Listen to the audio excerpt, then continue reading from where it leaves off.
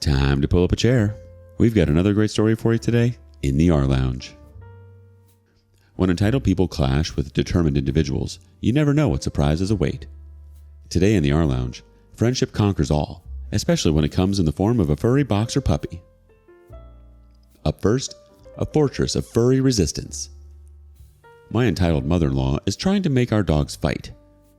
My girlfriend and I moved in with her parents after closing the lease on an apartment we left due to a dangerous roommate and unsafe conditions. Ever since we moved in, she's been doing everything she can to make my life hell, but that's another story. This is something I got revenge doing. I have a 6.5-month-old boxer puppy I'll call Phoebe. My mother-in-law has a lab, a healer, and a pug mix. The problem is the lab. I'll call her Lily. Lily has attacked the healer pug mix, who is playing and has one eye, and both cats in the house. She attacks over food and toys, or if they get on a couch she decides she wants on. It's horrible and she's hurt them pretty bad. I do not let my puppy out to play with her without me there. However, my mother-in-law has taken to coming and getting her out of her crate and letting her out to play with Lily no matter what my girlfriend and I tell her. "If you don't let her out, I'll just come get her after you leave." "No, she's gonna come out. I don't care if you're sleeping. I want her." "Well, I like her so she's coming out. I don't care what you want." "Lily is harmless. You don't know anything about dogs anyway." She's obviously trying to take my dog and takes any chance to allude that I'm abusing her and can't handle her. She stole the healer and lab from my brother-in-law and his girlfriend by using the same behavior. I work night shift in healthcare. She comes in right after I fall asleep in the evening before work and takes Phoebe. If I lock the door, she bangs on it until I get up and spam calls my girlfriend and I. Cue the revenge. I'm working on training Phoebe to not bark and cry in her crate. In order to be let out to eat, she has to lay down quietly and wait a few minutes upon command in her crate. Recently, I started knocking on the door before I opened it with food, and she is let out without her cue. Then, I went out into the hall and came back without the special knock, just 2 taps, and made her wait. Soon, she didn't need to be told the cue. So, my mother-in-law couldn't get this dog out of the crate when she broke into my room after I left. She didn't know to knock, so Phoebe clung to the kennel and refused to let up, knowing that if she left before being told she could, she wouldn't get a treat at all. And if there's any breed that holds a grudge for treats, it's boxers. I get home, don't even make it through the door before she demands I let the dog out. I know by the look on her face that my plan worked, and Phoebe didn't leave the kennel. That means she definitely needs to go outside. So I go to the door, knock, enter, and open the crate. She shoots out like a bullet and hurls outside. Mother-in-law stops her, picking her up and swinging her away from me. Before she can say anything or accuse me of anything, Phoebe decides to let her bladder loose. All 35 pounds of puppy, a full bladder, and the most smug face a dog can make. Mother-in-law hasn't touched her since, and I'm pretty sure she threw away her urine-soaked clothes.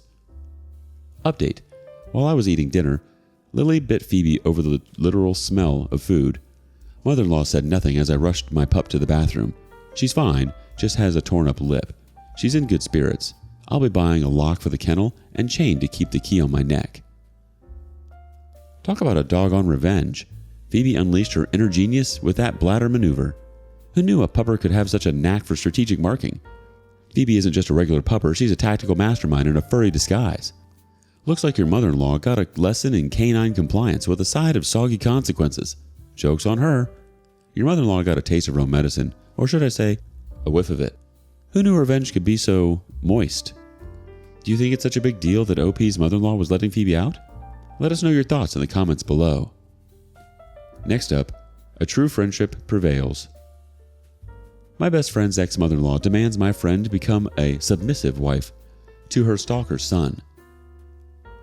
This is an ongoing mess with my female 29 best friend's female 30 ex male 29 and now her ex-mother-in-law.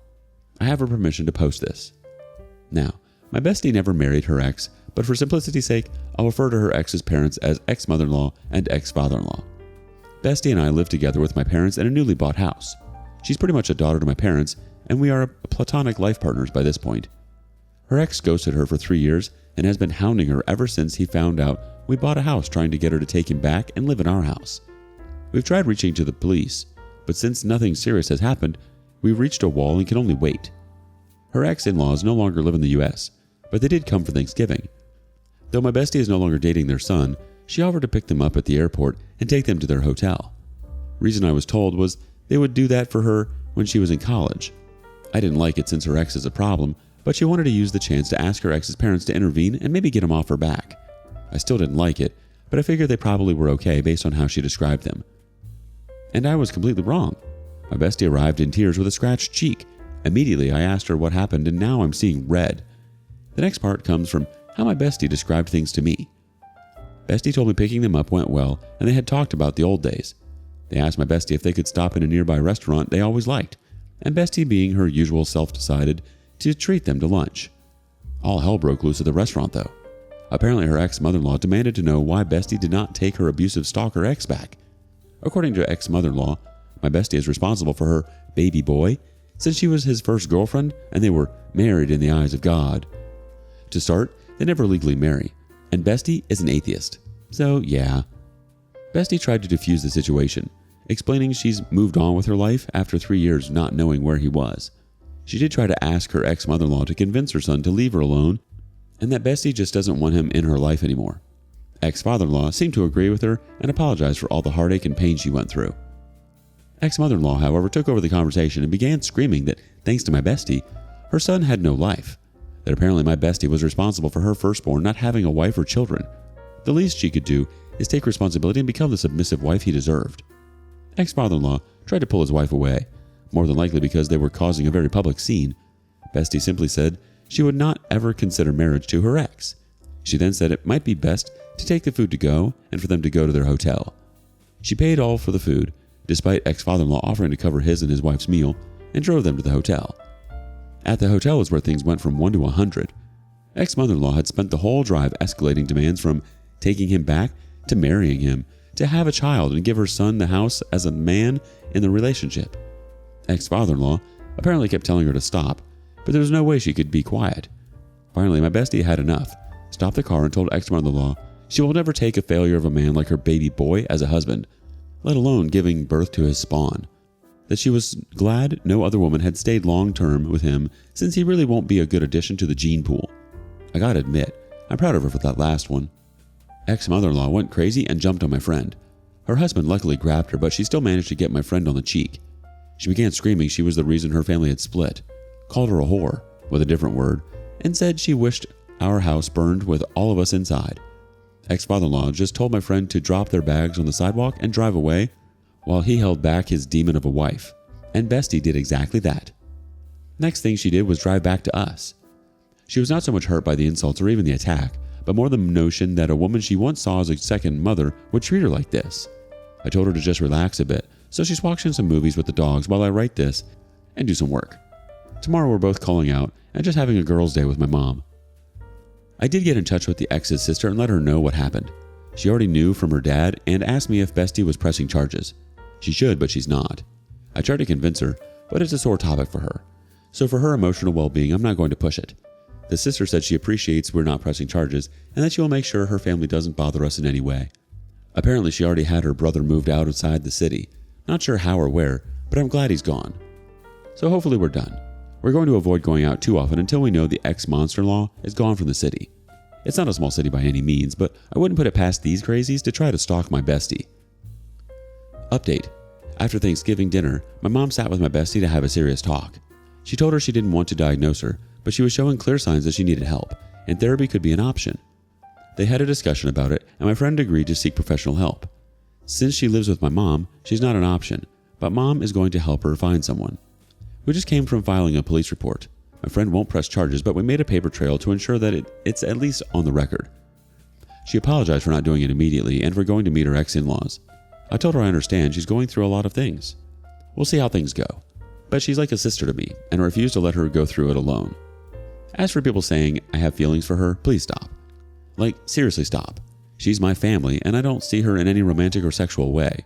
It's annoying that people assume just because I'm bi and have a strong friendship, it means I have romantic feelings. And to the person who made a comment about her ex-in-laws being entitled or Muslim, that is inappropriate and extremely racist. It's the same mentality that my friend and I have to constantly deal with because we're Hispanics. I seriously dislike people like this. Update 2. Just a small update. My bestie found a therapist and is working things out. Since she just started, there's no big she's all better and back to how she was change. This probably will take months, but my parents and I will support her the whole way. We haven't heard from the psycho ex-mother-in-law or her son, though the ex-sister-in-law sent us a message via a mutual friend that her parents were gone and we'll never hear from them or the rest of her family again. I sent her a message back thanking her, but that I also hope this is the last interaction we ever have. The one thing my parents and I put our foot down was that Bestie had to block everyone from that family and all her social media, and she agreed. We did go again to the police, but it was sweep to the domestic matter mindset. We're still pushing to get a restraining order, and hopefully we'll get a date for court sometime next year. The process is very lengthy. Let's get one quick comment. Pressing charges will expedite a restraining order. Your bestie seriously needs to rethink her decision. The ex-mother-in-law is deranged and dangerous. Another very good reason to press charges is to establish documentation of the ex-mother-in-law's violent behavior. If, hopefully not, a fire does happen, documentation will point the authorities in the right direction as to who possibly started it. Yikes, OP. Your bestie definitely had her hands full with those ex-in-laws. I mean, who knew a simple meal could turn into a WWE match? At least she got to deliver some epic comebacks before making a swift exit. And kudos to her for standing her ground. A stalking man-child sounds like the least fun. Sounds like the mother-in-law just wanted in on this house of yours. Hey, at least you've got each other for moral support. She's lucky to have a friend like you. Here's to hoping the ex-in-laws take a permanent vacation from your lives, preferably to a galaxy far, far away. Do you have a similar story? Have you ever done something similar for a friend?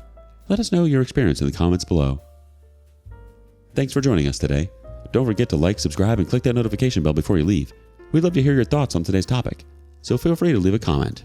See you next time in the rLounge.